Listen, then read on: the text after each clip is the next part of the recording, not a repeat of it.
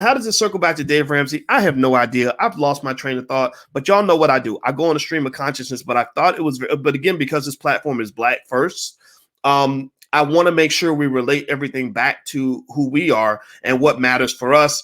It doesn't mean I don't want to talk about Dave Ramsey or don't care what he's doing. I think that, but if it's not something that can be beneficial to you, then I don't want to talk about it. Conditioning, that might be a good word. Thank you, Bradford. It's another seasoning. Season. Yes, season.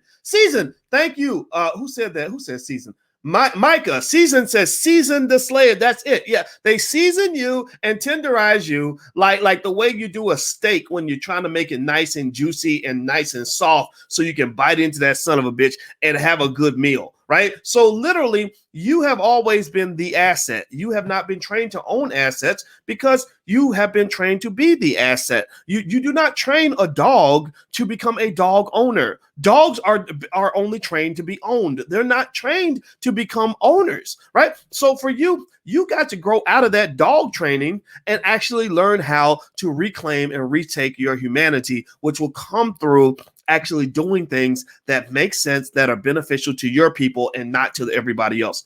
Do me a favor, hit the thumbs up button, hit the share button, hit the subscribe button.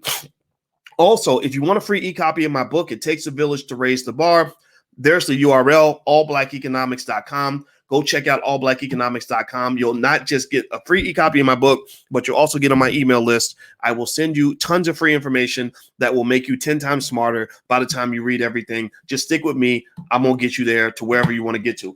So the final point I'll make on Dave Ramsey is this.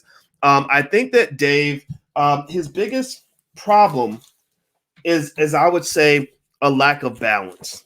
Right. I think that Dave inadvertently perhaps jumped into this weird situation where he's a guy that's worth $475 million, according to what I found out, what I saw online just now, who's telling people who've been starved out by their own government that you don't need that $1,400 check.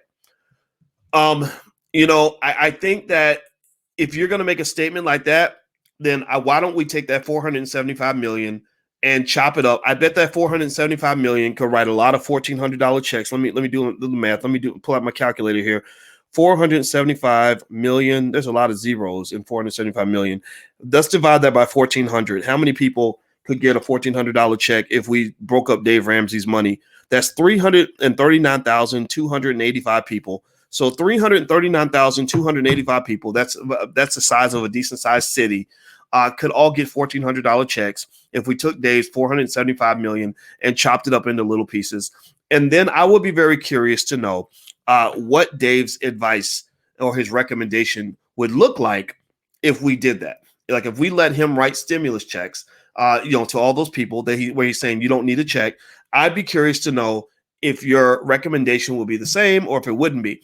And I also think that while he's certainly valid and correct and legitimate and talking to people and giving tough love like he does, I think again I don't think Dave Ramsey's bad. I want to reiterate that because I like Dave Ramsey, but while you're giving your tough love, I'm wondering like at what point you can also have a conversation to say this this basic idea that people don't need stimulus checks as much as they actually need an economy.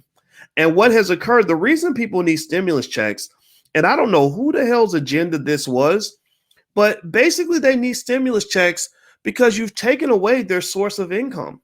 You've taken away their job, right? You've taken away their economy. So people don't need charity. They need an economy. A lot of people are waiting at home for this check.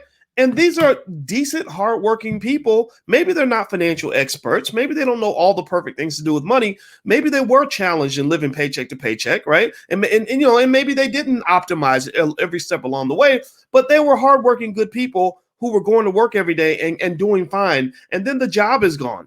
And then you have nothing.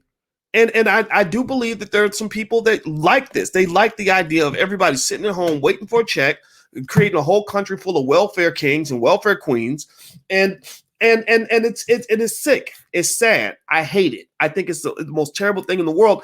And I think that if Dave really wants to empathize with how these people feel, I think that he should imagine if somebody went and took that $475 million that he's worth, and they took all that away. Like, what if they took away Dave Ramsey's ability to make a living? What if Dave Ramsey could no longer have a show?